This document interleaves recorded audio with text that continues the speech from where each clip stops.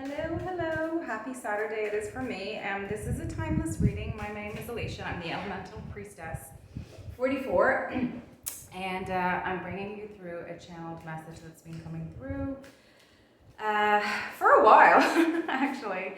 I've been dealing with some, as I'm sure many of the collective has, with some elements of the spiritual attack energy that's very prevalent at this point. I'm recording this just before the full moon in Capricorn, and the day after that precedes the day after the full moon in Capricorn, which is the 25th of July.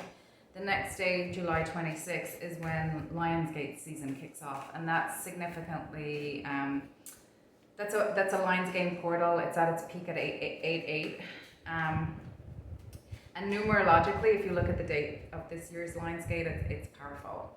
So it's a good time to kind of really get in check and set intentions and really get all your systems and energy pulled inwards and solid. Now is a good time to do that. So the message that's been coming through has been coming through in bits and pieces for a couple of weeks now, and like I said, I've been kind of occupied with some other stuff. The first thing that they want me to share with you is just this notion of time. And time, I have notes here, by the way, because the message was coming in bits and bobs over so much time, and my energy has been really pulled in a lot of directions. So I wanted to make sure that I covered all the things that I thought I needed to cover and I'm being guided to cover. So the first thing is this notion of time, and that it's a 3D concept. It is terrestrial, it's of the earth, of a human understanding, a human perspective, a human language is what I'm hearing. But really, if you zoom out from it, you could look at it as being, it's a reference point, and it provides two things. It provides a reference point for both logos, which is direction, trajectory. That's important. Are you going towards the light, or are you going away from the light? Going towards the light is going in harmony with the divine plan, and going away from the light is going against the divine plan.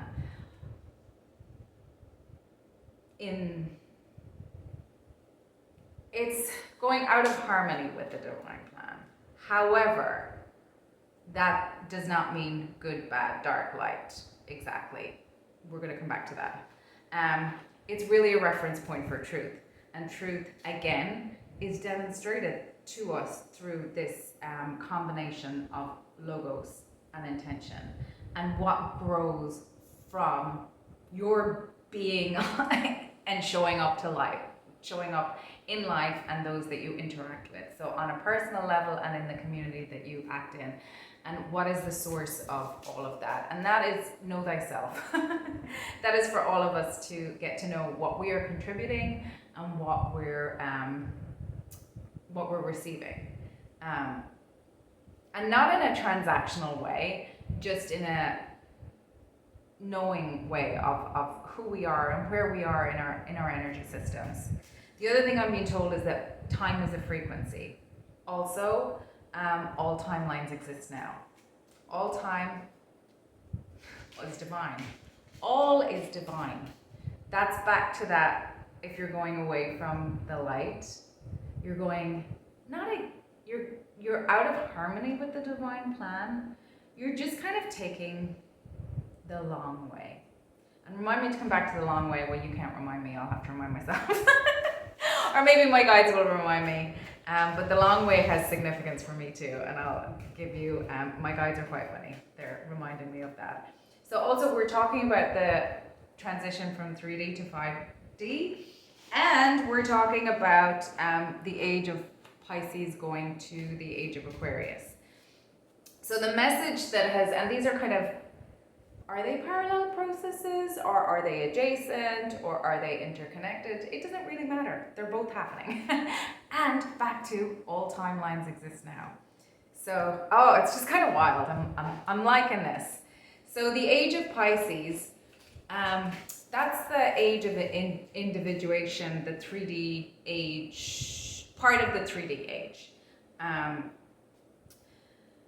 inside of the age of Pisces, there was a splitting of the feminine and masculine energies, and how it manifested it was that female became synonymous with male energy, with female energy, excuse me, and male became synonymous with male energy, instead of having whole integrated people that have both sides. And then we have phrases like the weaker sex and the stronger sex and all that kind of stuff.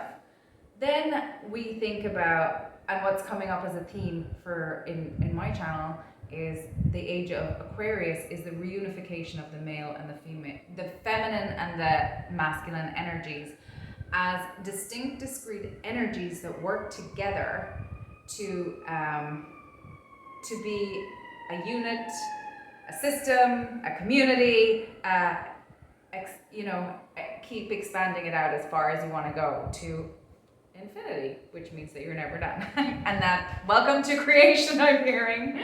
Welcome to creation. I love that.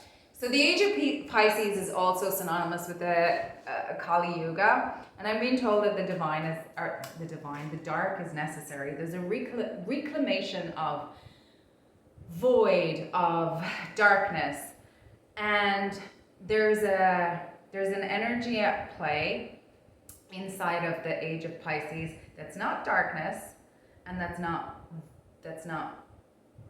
void exactly. It's something else, but it presents as void and it presents as darkness. So in darkness is necessary. Without the darkness, without the night sky, we can't see the stars. And that is how sailors navigate it. So we need both. Void, we need the space on the page to be able to make meaning from the words. If it was black on black or something on something, we wouldn't be able to, we need the contrast to be able to take the meaning. And void, we get to feel the spaces in between the breath. And that just, for me, they're just showing me like the entire cosmos.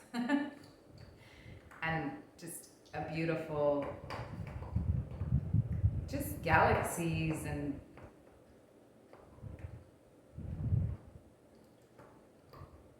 that kind of visual. Anyway, so I'm going to keep going. So also in the age of Pisces, remember it's ruled by Neptune, which likes to make things look better. It's the unseen, it's intuition, it's depth, it's a water sign, it's the moon, it's the fears. So we were talking about mind control as well on this channel. So in the age of Pisces, one of the reasons that it was really, really functional, and one of the purposes of it is it really allowed the strengthening of the intuition, learning to fly blind and not relying on the touch, taste, taking things at face value, before we move into the 5D arena. So what that really kind of translates into is the age of Delilah, the age of trickster. So it was necessary, but the truth is I'm seeing like a hot knife through butter with the truth. Light guys are really funny. It's Schrodinger's intention. What happens in the dark, if nobody is there to witness what actually happened, was the intention, did the intention even exist? And I'm hearing, yes, yes, yes, yes, it existed. It will come to light. The light is always coming. And you know what? I'm playing with cards here. What came out here what just fell out of the pack. This is the Egyptian Brotherhood of the Light Tarot, and I've been giving the messages. When I said that, what came out was the Five of Swords in reverse. That's the unwinnable, undefeatable energy, and it's come out in reverse. So to me, that's kind of a confirmation of, you know, the people who thought that they were getting away with things in the dark, and the spiritual way, which is the way of life. Everything is spiritual. You can't separate the two. Just eventually comes to fruition. If you plant, you know, if you plant apples, pears are not going to grow. They're just not. So what we plant is very important, and that is what our intention is and what we nurture. I'm also being brought to, I don't know if you're familiar with that bamboo story, and I'm just, two things, bamboo and prestige. So bamboo, there's a Chinese story of bamboo where there's a certain type of bamboo, and they plant it and they nurture it for 5 years, and the neighbors are like, what are you doing? Oh, I'm growing my bamboo. And they're like, okay. And the bamboo's beneath the surface, and year one, what are you doing? Oh, I planted my bamboo, I'm just looking after it, I'm waiting for it to grow and pop, whatever, blah, blah, blah. Year 2, year 3, year 4, they're like, and then eventually, year 5, it breaks ground. 6 weeks, grows 90 meters. That is nature. Just because we couldn't see anything for 5 years, and how long did it take it to grow? It took 5 years and 90 meters, 5 years and 6 weeks. But for 5 of those years, we couldn't see what was happening because it was all happening beneath the surface. So some of us have a life like that, and some of us don't. The other thing they're telling me is the prestige. So in the age of Delulu, I'm reading the book at the moment, It's Not You by Dr. Ramani, and that really talks about narcissistic abuse patterns and dialogue and behaviors and all that whole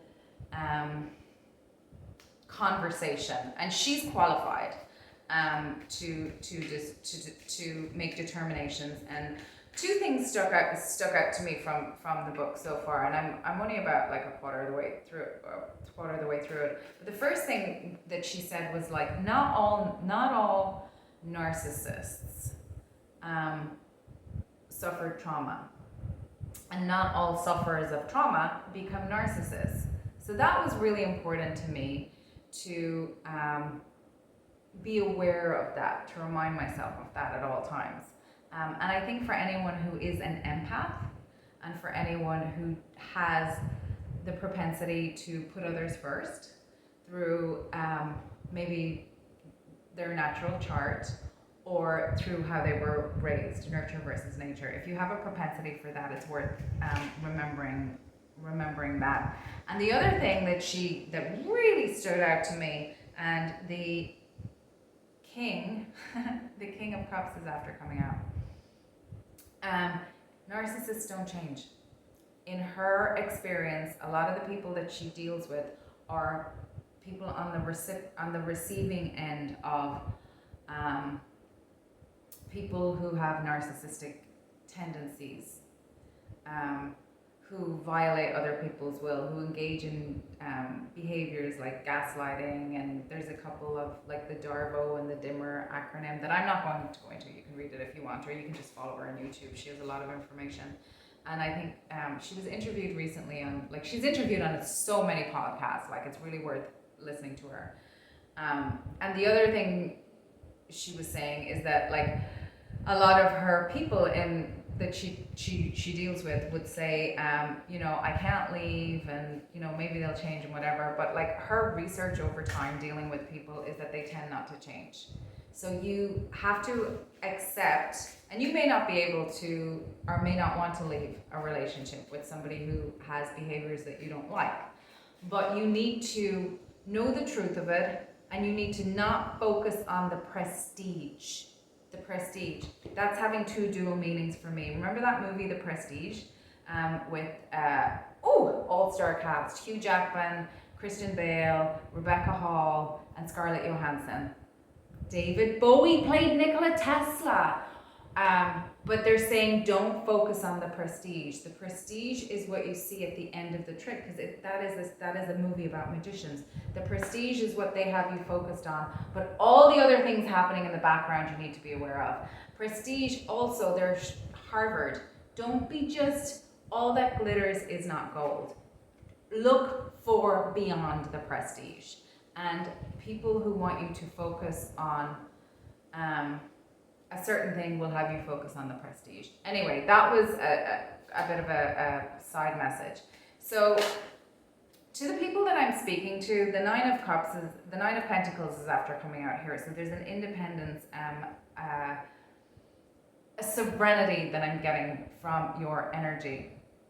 And a message is coming through that for some of you, you know that something is going on around you, or you have recently found out that something has been going on around you. You suspected it, and it's either being confirmed or it's going to be confirmed.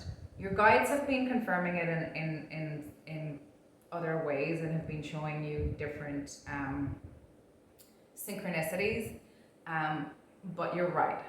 That's the message. You're right. If it hasn't come to light yet, it will, but not necessarily in the way that you think it's going to come to light. And your message is not to do anything except to be impeccable in your energy. Show up and do the right thing. Stay on your course. Know why you're doing and what you're doing. And now is a great opportunity with the Capricorn full moon to really think about, Capricorn rules the bones and the skeleton. Really think about what is coming to fruition at the full moon, and also with Lionsgate, what do you really want to put your action and your energy behind in this next karmic cycle of your life? What is it that matters to you in your heart? And if you don't know, that's fine. You can set the intention to allow yourself to connect with your heart, to know what that is. And that's always the place to start. There's no, I missed the boat, I'm catching up, whatever. You're exactly where you need to be, and go from there. The other thing is, some of you might be questioning your intuition and saying, like, why didn't I see it? Why didn't I see it? Why didn't I see it? Two reasons you didn't see it. One, because you're an honest person. Because people in harmony with the divine plan don't lie. Had you known the truth, it couldn't have played out the way it did. So a lot of things were blocked from you. Not just by the people involved. And this was spiritual attack energy, by the way. This was a gang stalking situation. I'm going to call this spiritual energy Delilah. And I'll tell you why, because I had an experience 2 days ago that I wasn't going to share. But it was a spiritual attack. And the reason I'm calling it Delilah is because the way it shows up for me is, dear Alicia, let me love you. Come here, baby. Be safe in my arms. Tell me all about you. Tell me all the things that make you happy, that make your heart sing, that you're afraid of. Tell me all of the ways that if I wanted to hurt you, I could. But you're safe with me. You're so safe with me. That's the way it shows up for me. It also shows up for me in a, you're so amazing. I'm so inspired by you. I just want to be your friend. Mimicking and mirroring. They're not the same thing. Mirroring is more kind of showing up. Mirroring is more kind of like, dark mirroring to me is more kind of like marketing. Tell me about your pain points. Tell me about your hopes and dreams. And let me access your energy that way. I'm also being told to think about vampires. You have to invite them into your energy. So I literally had a showdown with what I want to call a Delilah energy that was overpowering a person that I have to engage with in my current circumstances. And what was very visceral was I could feel both energies. I could perceive them. Obviously, I couldn't see them because I was having a conversation with the person. But I was very, very keenly aware of like a smaller, weaker energy in vulnerability, also kind of lashing out and tantrumy, but was the vehicle for this Delilah energy who was trying to get to me and trying to get me to lower my boundaries to invite them into my space through flattery, through a gregarious kind of wooing, siren-y, Delilah, ooh, intoxicating kind of conversation. And it really actually turned my stomach, because I was like, why are you so fixated on me? We just met like such and such a time ago. This is not appropriate for the kind of relationship that we have. This is not kind of, this is just like, if this was a man wooing me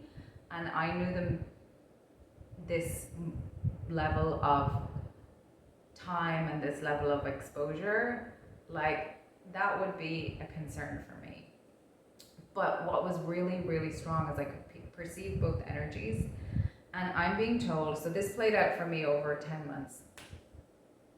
That's a sign for me. 10 months. My my rising is Capricorn. So that's Saturn rules. So my chart is ruled by Saturn. So 10 months, Capricorn is the 10th house. Over 10 months, this spiritual lesson played out. And I was required to be impeccable in my boundaries, in my energy. And I just kind of was showing up, chop wood, carry water to the best of my ability. I was in a new environment, so it was information overload as well. So I was really on all the time, and it's there's a lot of synchronicities there's a lot of synchronicities for me, but I'm also being brought back to time. It's not okay. So two things. It's not the time. It's what you do with the time. It's the quality of the time. It's how you spend the time that matters. The other thing is I'm being told to remind everybody, including myself, to up the psychic protection, as well as getting healthy in my body, getting healthier in my emotional regulation, getting healthier in my how I'm thinking about things, how I'm looking at things, what I'm listening to, even what music I'm listening to, even listening to I listen to a lot of like Hertz music. And there's a ton, and like hanging drums and different kind of things. There's a ton of that available on YouTube. But when I'm listening to that, I'm not listening to some like CNN. I used to have a mentor who used to say that CNN was constantly negative news, and why not turn the channel and tune into Discovery, because you're not going to get what's available on Discovery on CNN. And she used to say that the circumstances of our lives are the curriculum of our evolution. And we chose to incarnate here. So I'm just going to say that one more time because it's really powerful. The circumstances of our lives are the curriculum of our evolution. And the person who taught me that was Mary Morrissey. And I trained to be a life coach with her. She's really amazing. So shout out to Mary. The other thing, and Mary tells this story. She met Nelson Mandela, and she had one question for him. And she asked him, she was like, how does a man who is imprisoned by a country for the color of his skin wind up, and not just imprisoned for like a day or a week, for like, 27 years, come out and then become president of that country? she asked a very, very, very, very not a throwaway question. Albert Einstein once said, if I had an hour, I also learned this from Mary, if I had an hour to come up with a solution, I would spend 55 minutes coming up with the correct question. So she asked him this question, and what he said to her was, the man who went into prison is not the man who came out. So what did he do with his time? What frequency was he on? How was he showing up for himself? He was in enforced hermitude. He could have sat there and just, ruminated and blamed, shift, and whatever, but clearly he didn't. And look at the legacy that he left.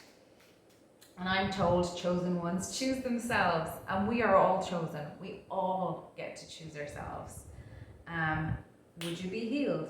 Then pick up thy bed and walk.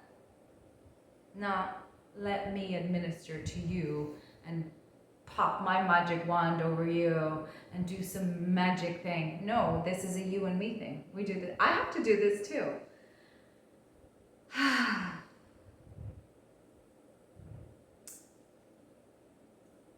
When we're ready,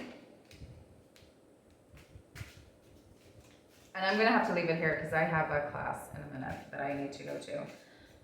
When we're ready, we move from the divine being our parent to partnering with the divine.